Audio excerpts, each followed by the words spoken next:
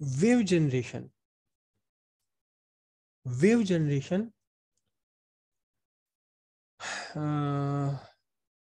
With respect to reference circle, क्योंकि हम बात करेंगे अब वेव की, और रेफरेंस सर्किल का भी उसमें कहीं ना कहीं काम हमें जरूर पड़ेगा। तो wave generation with respect to reference circle, reference circle पर वेव का जनरेशन, वेव जनरेशन को हम कैसे समझ सकते हैं?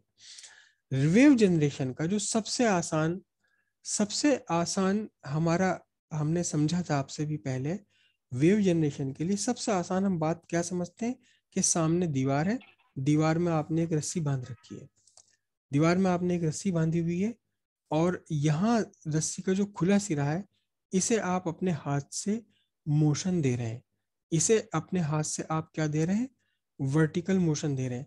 तो जब ये रस्सी का सिरा आपके साथ ऊपर गया तो क्रेस्ट डेवलप हुआ, फिर ट्रफ डेवलप हुआ, फिर क्रेस्ट डेवलप हुआ, फिर ट्रफ डेवलप हुआ।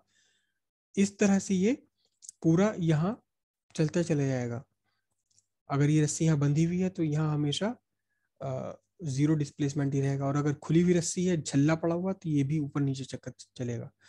तो ये हमारा सिंपल से हम वेव का जनरेशन था। ये जो इसमें बन रही है, ये जो आगे बढ़ रहा है मोशन, ये वेव बनना है।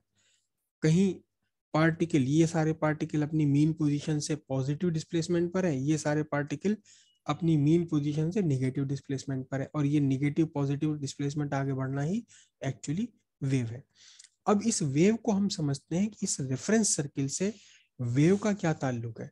सिंपल हार्मोनिक मोशन का तो आपने समझ लिया कि रेफरेंस सर्किल से इसका क्या रिलेशन होता है। वेव का भी रिलेशन है इसका, वेव का भी एक रिलेशन है किससे, रेफरेंस सर्किल से। एक्चुअली तो रेफरेंस सर्किल से ही निकल कर आई सारी चीजें, क्योंकि रेफरेंस सर्किल पर एन मूव कर रहा है सिंपल हार्मोनिक मोशन में, वहीं से वेव जनरेट होती है। अब इमेजिन कर लो कि आपकी रस्सी ये है, यहाँ इधर ये पूरी रस्सी है, यहाँ आपने सामने दीवार से बांधा हुआ है, और ये पार्टिकल पी है जो सर्किल के ऊपर मूव कर रहा है ओमेगा एंगुलर वेलोसिटी से, करेक्ट। ये किसी भी इंस्टेंट पर फाई है, और ये रहा आपका एन। बस ये जो एन है, ये एन आपके हाथ में पकड़ा हुआ रस्सी का सिरा है। ये एन, एन क्या है, जो प्रोजेक्शन ऑफ पी जिसे हम बोल रहे थे, ये क्या है, इस रस्सी का खुला हुआ सिरा है जो आपने हाथ में पकड़ा। तो जैसे जैसे आपका एन, एन कहां जा रहा है, ओ से वाई की तरफ जा रहा है, ये रस्सी ऊपर उठेगी। फिर जब ये वाई से नीचे आएगा, जब ओ से एन पर गया, पेन दूसरे,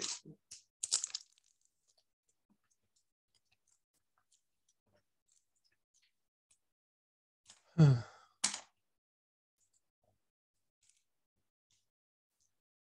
जब ये एन, जब ये एन ओ से वाई तक गया तो रस्सी ऊपर उठी, यहां तक उठी। और जब एन आपका वाई से ओ पर आ रहा है तो रस्सी क्या आई, नीचे आई। फिर जब एन आया आपका वाई डैश पर तो रस्सी नीचे आ गई यहां तक। और फिर जब ये ऊपर गया तो रस्सी फिर ऊपर चली गई। तो एन के एक मोशन में, एन के एक मोशन में क्या बनेगा, एन के एक बार मोशन में, एक कंप्लीट टाइम पीरियड में क्या बनेगा आपका, एक पूरी वेव जनरेट हो जाएगी यहां तक की। ये वेव इधर चल रही है, आपकी रस्सी इधर बंधी हुई है, वेव आगे चल रही है। देखिए कैसे, क्या क्या कंडीशन बन रही, देखिएगा फिर से समझिएगा। ये मेरा ब्लैक वाला पेन एन है, खुला हुआ सिरा रस्सी का जो आपके हाथ में है। ये जो मोशन आप कर रहे हैं, जो मोशन आप यहाँ दे रहे हैं रस्सी को, ये मोशन आगे बढ़ता जा रहा है। इस मोशन का आगे बढ़ना ही क्या है, इस मोशन का आगे बढ़ना ही वेव है। तो जैसे जैसे पार्टिकल एन ऊपर गया, ये आपकी रस्सी ऊपर गई आपके हाथ के साथ साथ। फिर जब एन नीचे आया तो आपके हाथ के साथ साथ रस्सी नीचे आ गई। फिर जब एन ओ को पार करके वाई डैश पर पहुंचा तो रस्सी अपनी मीन पोजीशन से भी नीचे आ गई, और फिर जब यहाँ पहुंचा तो ऊपर चली गई। इस तरह से एक वेव जनरेट हो जाती है एक बार एन के मोशन में, एन के एक ऑसिलेशन में।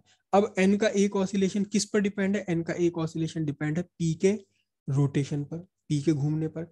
जितनी देर में पूरा का पूरा ये एक चक्कर लगाता है पी, उतनी देर में एन एक कंप्लीट ऑसिलेशन पूरा कर लेता है, और अपने इस ऑसिलेशन के कारण क्या कर देता है ये एक वेव आगे जनरेट कर देता है। अब देखना जरा ध्यान से, अब हम एक वर्ड और डिफाइन करेंगे, एक चीज और डिफाइन करेंगे, हम डिफाइन करेंगे लैम्डा वेवलेंथ। वेवलेंथ क्या है? देखिए, ये आपका हाथ है, आपका हाथ ने खुले सिरे ने, आपका हाथ में आपने खुला सिरा पकड़ रखा है, आपने पूरा एक ऑसिलेशन कंप्लीट कर लिया। तो जो सबसे पहले आपने मूवमेंट यहां दिया था वो कहां पहुंच चुका है? यहां पहुंच चुका। कब तक? जब तक कि आपका लास्ट मूवमेंट आया। फिर से देखिए, यहां टाइम जीरो पर ये बना, ये बना, ये बना। तो जब तक आपका एन वापस ऊपर आया तब तक जो सबसे पहला मूवमेंट आपने दिया था वो पहुंच चुका है यहां तक। करेक्ट। बस जितना डिस्टेंस पर पहुंच चुका है मीडियम में आगे, ये वेवलेंथ है। पार्टिकल के या सोर्स के एक ऑसिलेशन पूरा होने तक वेव जितना मीडियम में ट्रेवल कर ले उसे हम बोलेंगे वेवलेंथ लैम्डा। एक्चुअली रियल में ये डेफिनेशन नहीं है, थोड़ी सी इससे डिफरेंट है, वो अभी आपको समझ आ जाएगी। लेकिन यह ध्यान रखिए आप, वेव का रिलेशन क्या है। अच्छा, इसमें एन के टाइम, एन में कितना, क्या इस एन को पूरा एक ऑसिलेशन पूरा करने में कितना टाइम लगता है? रेज योर हैंड्स, कौन बताएगा? एन का वाई तक जाना, वाई से ओ तक जाना, ओ वाई डैश तक जाना और फिर ओ तक जाना, इसमें पूरा टाइम कितना लगता है एन को? क्या कहा जाता है ये time?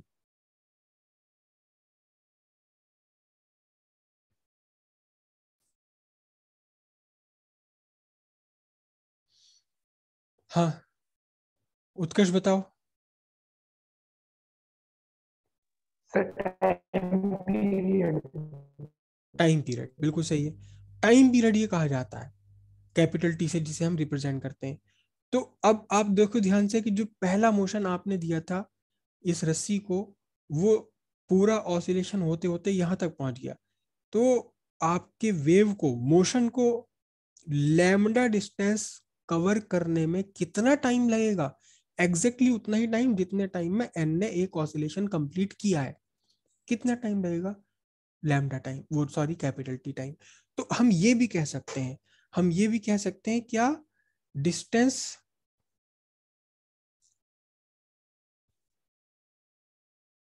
Distance travelled by wave in one time period.